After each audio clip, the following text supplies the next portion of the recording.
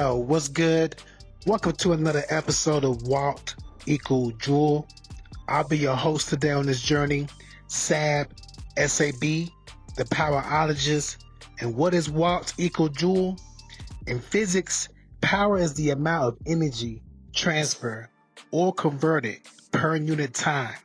In the international system of units, the unit of power is the watt, equal to 1 joule per second.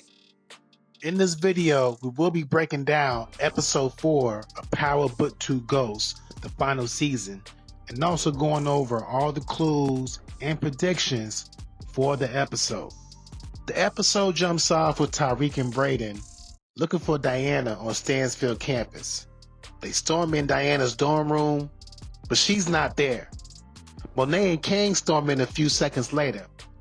Monet questions Tariq about him trying to kill her, but he says he didn't do it because he believed her when Monet said she didn't give up Tasha's address to Kate.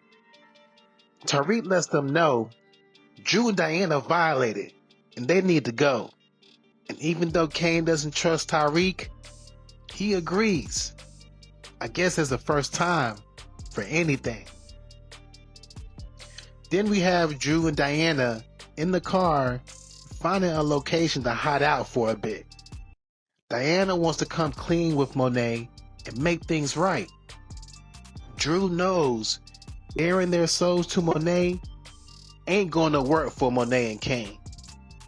Also, that's not going to stop Tariq either. Next, we see Tariq talking to Iffy about what's going on. Iffy tells him he shouldn't be surprised about betrayal in this game, and he should know that the most out of anyone, which is true from all the things that he has done to others. For example, Kanan. And how many times did Iffy flip on you? Come on, Reek. Kane hits the streets and tells everybody who's part of the Tejeda organization to keep lookout on Drew. Now notice how Tariq is only focusing on Diana and how Kane is only focusing on Drew. We understand why Tariq focuses on Diana because she's the one that gave Kate Tasha's address. With Kane, this is more than with Drew being part of the plan to kill Monet, but his jealousy of Drew because how Lorenzo and Monet saw him more of being the person next in line to run the family business, and Kane just being the muscle. Next, we have Drew and Diana in the motel room. Drew's trying to figure out where he can get some cash and guns, but he needs to eat first. Diana mentions to put the food on the bill so he doesn't have to leave. Now here, we see Diana's weakness on how she's not really ready for this game. Instead of using cash to pay for the room, she uses a debit or credit card that's Monet's. Monet, she's already at the motel with Kane. She beats the room info out of the hotel clerk. As Drew and Diana try to bounce, Monet is barging in with her gun out. She doesn't come in blazing, but comes in talking and discussing with the gun out. Which happens a lot this episode. Everybody is very hesitant when shooting each other. Diana is pleading that her and Drew are sorry and letting her know someone else came out of nowhere to kill her, but Monet doesn't let her finish. Monet is preaching on giving them life, showing them the game, and them having everything. Drew comes back with Monet doesn't deserve their respect. They didn't want to be part of the game. How she forced them in the game and damaged their lives. That she only thinks about herself and how she's not even a good mother. And then he says, she's a bitch. Where's my money, bitch? No, bitch. Hi, bitch. Bye, bitch. And in case you didn't get it, let me text it to you, bitch. Hi, bitch. Bye, bitch. No, bitch. Bitch, bitch, bitch. Now remember, Monet still isn't 100% well after the shooting. Right when Monet is about to try to shoot Drew, calling her out her name, Diana's able to rush Monet giving them enough space to get out the room. They dash out the other direction, able to dodge Kane coming upstairs. Now Kane's slow tell, he should have already been upstairs with Monet anyway. Kane throws some shots at Drew and Diana, but they are still able to get away. Cut into the police station where Detective Tate brings up the info about Zion and how he should go talk to Zion to shake the proverbial tree. Detective Carter puts Tate in his place and lets him know this is his task force and he needs to fall in line. The focus is Tariq and the Tejedas. He will have one of his guys to go check out Zion and for Tate to go talk to Tariq. The goal is to put Tariq and the Tejedas against each other so that somebody will spill. Now, Detective Tate, he's always been on point on what he finds. The issue is he's not the one running the investigations, and the people who are, they don't move on what he finds, which always leaves the investigation always being unsolved. Now we see that Drew and Diana spent the night sleeping in the car. Drew wants to leave Diana at a safe location while he goes to the stash spot solo to get what they need. Then we cut to Tariq looking for Diana at the candy shop, but she isn't there. Braden meets Tariq there and confirms him Diana isn't on campus at all. Braden tells Tariq they should be focusing on their new business. Tariq lets him know he has to take care and handle this Diana situation, and for him to work on the business for now. Tariq texts Pinky some info on where he thinks Diana could be. Back at the house, Monet is talking to Kane over the phone. Kane lets Monet know he thinks he knows where Drew could be heading to next. Janet has to get a little loud with Monet to let her know Detective Carter is downstairs wanting to speak to her.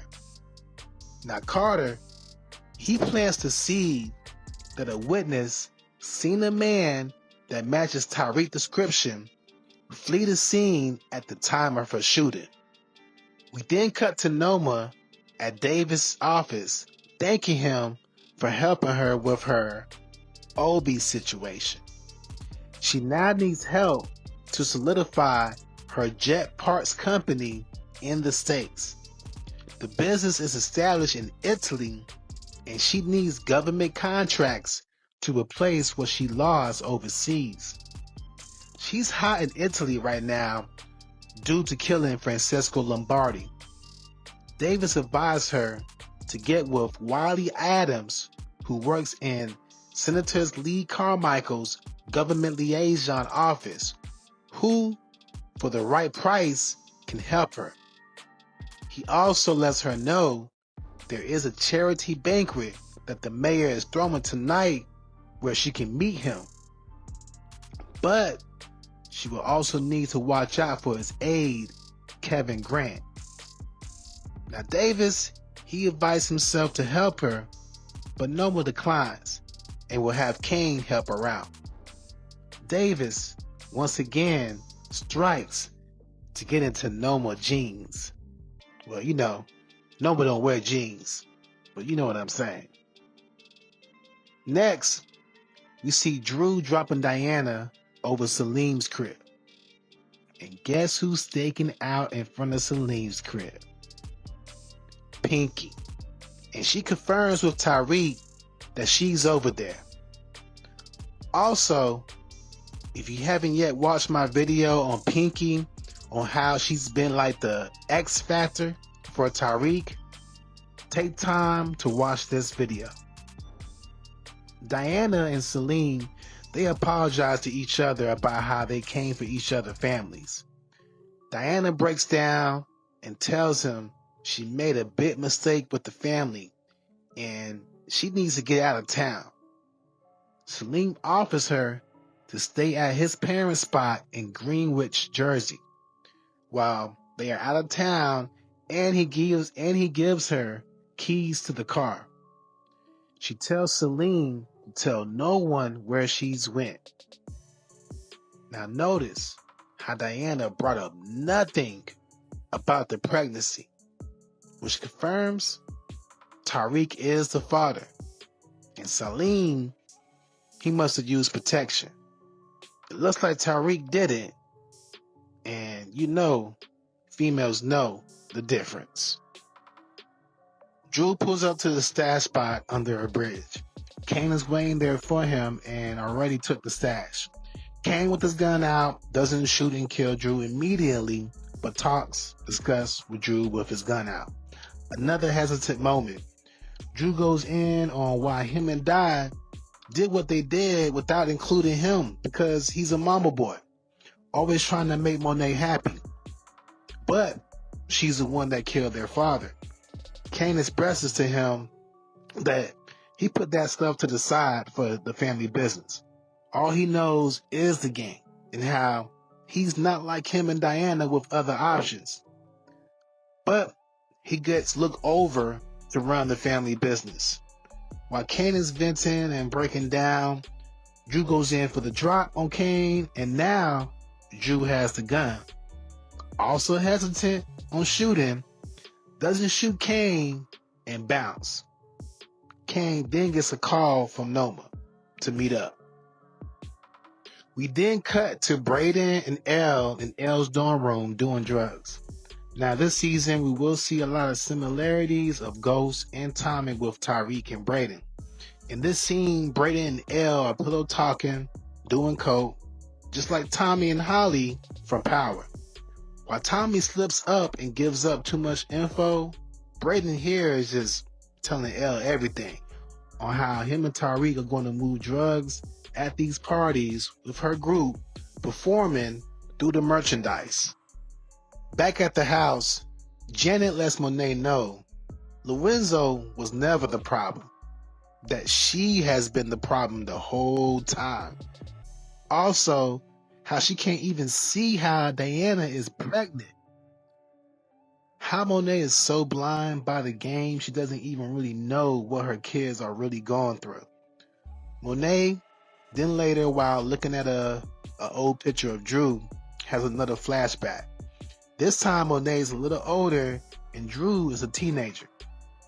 Drew is mad because Monet told him it was all good for him to stay after school for an art show. Instead, she got him out with her, and she wants him to learn about the drug business transactions. Looks like with Monet being a female, this guy drug dealer tries to take advantage. The guy and Monet get into a struggle. Monet guns falls. Young Drew picks it up and kills the guy drug dealer. This is Drew's first kill. Monet takes the money and bounce. Drew is crying, overwhelmed on what just happened. Monet slaps him and makes him man up and let him know what he did was right and it was for the family business. After the flashback, Monet realizes she really messed up her kids and she pretty much taught them what to do in these situations, and now they're using it against her. Janet encouraged her to be a better mother to the kids, and she still has a chance to do that for them. Diana hits up Drew to check up on him and tells him Celine had helped her out with letting her hide out at his parents' spot in Greenwich. Drew tells her how the first plan didn't even work out, and he needs to lay low for a little bit before he goes to the next stash spot to get them some cash. Diana sends Drew the addy of her location. Tariq pulls up at Celine's spot, and he roughs up Celine to find out about Diana's whereabouts. Celine, he gives up the info. Now, Celine being stupid with someone having a gun on him, he gets all caught up when Tariq starts talking junk to him and ends up getting shot by Reek. Now, Reek, he's also stupid. He didn't even really have to kill Celine right here. He should have just pistol whipped him or something. Now, this little incident it may come back on Reek. This was sloppy. He dipped out without even cleaning up the crime scene. And you know someone heard that shot. Also, he didn't even have a mask on or like a hoodie to cover up his face. Kane and Noma prepare for the charity banquet.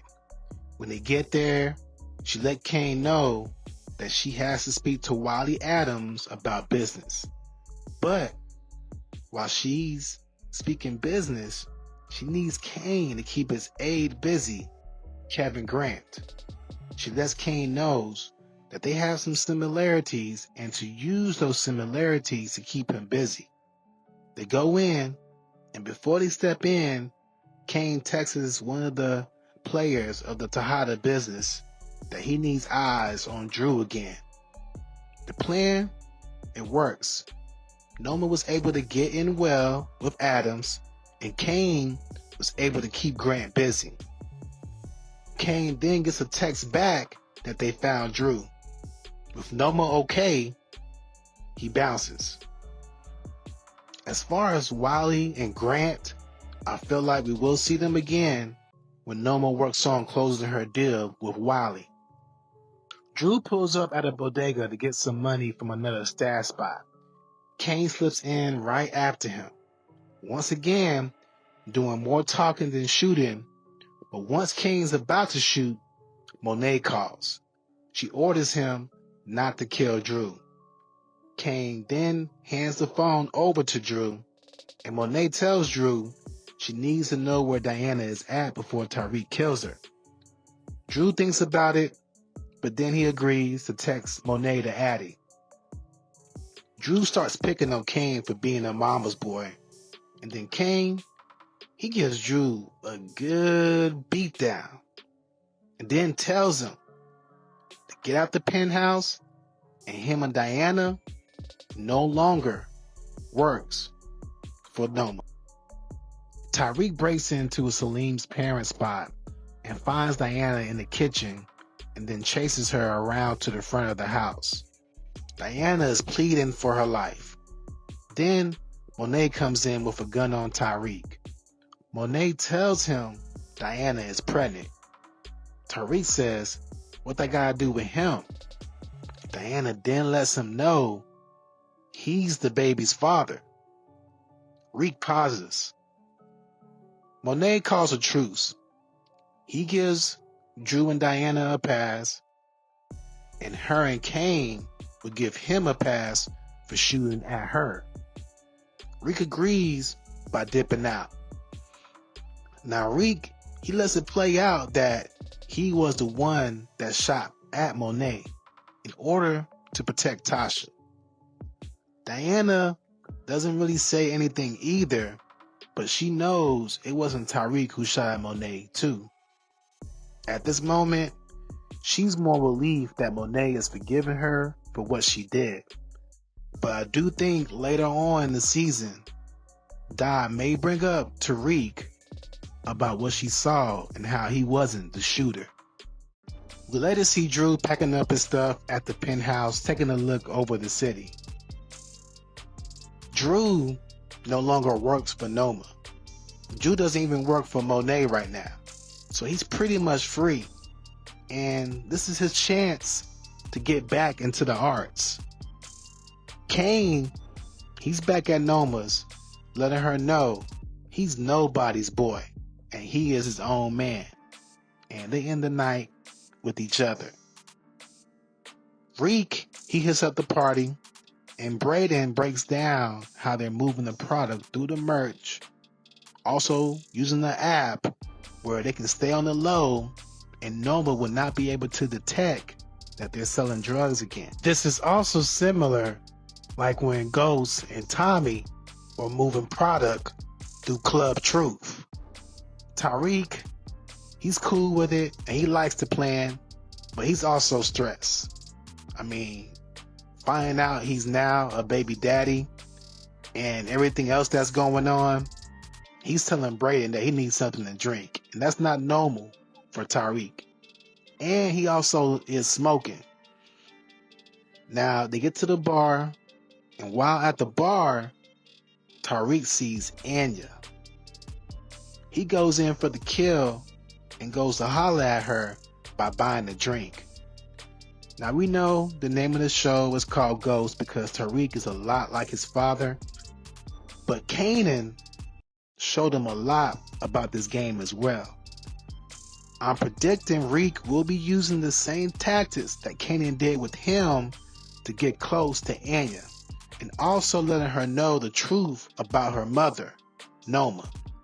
And just like Kanan, who started to have a bond with Tariq when he was supposed to be using Reek as bait for Ghost, Reek will also start to have a bond with Anya when he's supposed to be using her as bait for Noma. Thanks for watching another video from Walt equals Jewel. If you enjoyed the video, make sure you like and share. If you enjoy the channel, make sure you subscribe. Also in the comments, leave your thoughts, your theories, and predictions from episode 4, Power Book 2 Ghosts, the final season. I'm your host, Sab, S-A-B, the Powerologist, and I'll catch y'all on the next video. Easy.